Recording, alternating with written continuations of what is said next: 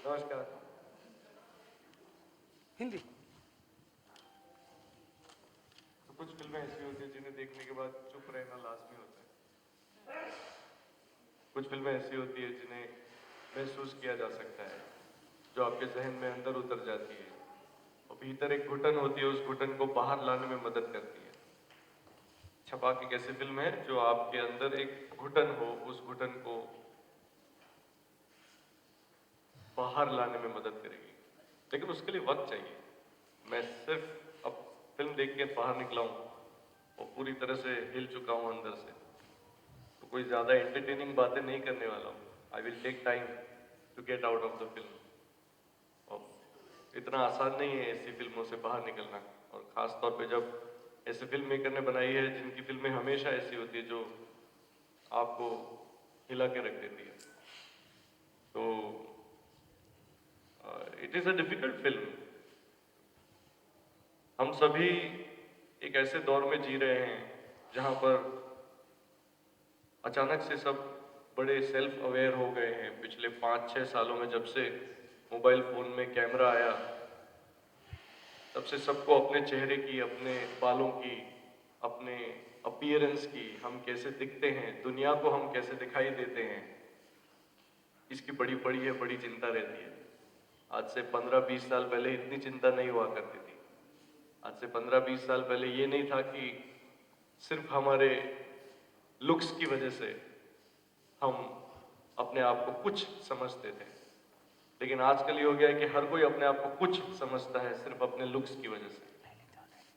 और अगर किसी इंसान के चेहरे पे ही तेजाब डाल दिया जाए, चेहरा झुलस जाए, आईने में खुद वो चेहरा देखकर डर जाए, और फिर कैसे उस राख में से बैठकर खड़ा हो पाए, दौड़ पाए, उड़ पाए। बहुत ही इंस्पायरिंग कहानी हमने आज देखी। और कोई अभी मुझसे कह रहा था कि क्या आपको नहीं लगता कि हमें इसके बारे में चर्चा करनी चाहिए। मेरा यही जवाब है कि चर्चा करने से क्या होगा। अगर करना ही है तो कायदे का एक रास्ता है, वो उसे हाथ में लेना चाहिए। कायदा हाथ में नहीं लेना चाहिए, उस रास्ते के और आगे बढ़ना चाहिए। अगर पीआईएल की जा सके, या इस मामले में पहले थोड़ा अभ्यास करें। हमने तो अभ्यास भी नहीं किया, अभी तो पहली बार देखा है इस जीवन को। हमने तो ऐसे जीवन के बारे में पहले कभी जाना भी नहीं था। कभी हमने किसी ने कोशिश भी नहीं की है कि ऐसे सर्वाइवर्स जो होते हैं वो वो कितने डरावने, कितने दुखद दौर से गुजरते हैं। हमने कभी उनकी ज़िंदगी देखने की कोशिश नहीं की, ये तो पहली बार देख रहे हैं इस तरीके से। तो आने वाले समय में अपने अपने तरीके से ऐसे लोगों की पीड़ा को जानें, उस पीड़ा को बांटने की कोशिश करें। और सबसे महत्वपूर्ण अगर आपको अंदर से होता है, जैसे ये फाउंडेशन है बीइंग पेशेंट फाउंडेशन, जिनका जिन्होंने आज आप सबको यहाँ पर बुलाया, इस फिल्म के माध्यम से एक संदेश देने की कोशिश की, और वो देखने के बाद अगर आपको अंदर से ऐसा लगता है कि इस कॉज के साथ, इस मोटिव के साथ अगर आप जुड़ सकते हैं, तो ज़रूर जुड़ें और अ, इस पीड़ा को कम करने की कोशिश करें। और आने वाले भविष्य में, जैसा हमें कहा गया कि पिछले 5 सालों में या 7-8 सालों में, 2013 में या 2017 में, 18 में, 19 में और अभी रिसेंटली भी ऐसे एसिड अटैक्स होते हैं। हर साल अगर मान लीजिए 200 ऐसे अटैक्स भी होते हैं ऑन एन एवरेज, 200-250, तो ये बड़ी चिंता की बात है।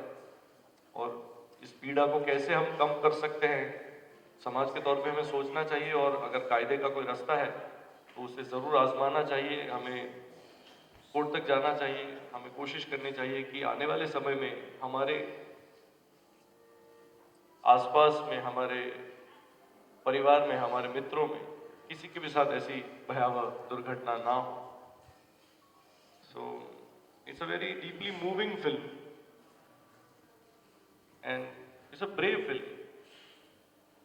It's a very brave film according to me, क्योंकि एक ऐसे विषय पे फिल्म बनाना जहां पर मनोरंजन की संभावना कम है।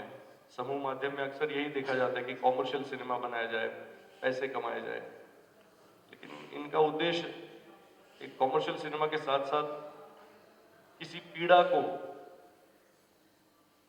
कलात्मक ढंग से प्रस्तुत करना था और वो उन्होंने बखूबी किया है।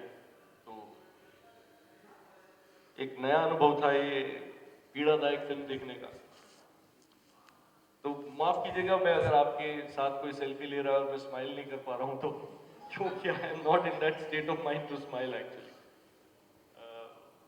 But yeah it's a moving film and जितने भी लोग ऐसे न सिर्फ एसिड अटैक्स लेकिन ऐसे किसी भी तरह की दुर्घटना से गुजरते हैं और उन्हें उसमें से बाहर लाने में मदद करते हैं, चाहे वो भावनात्मक तौर पे हो, सामाजिक तौर पे हो, चाहे वो कोई चिकित्सक हो, कोई नर्सिंग स्टाफ हो या फिर कोई ऐसे एनजीओ के संगठन में काम करते हुए ऐसे लोगों की मदद करता हो, उन सभी को मैं अभिनंदन देता हूँ। बहुत बहुत शुक्रिया, थैंक यू।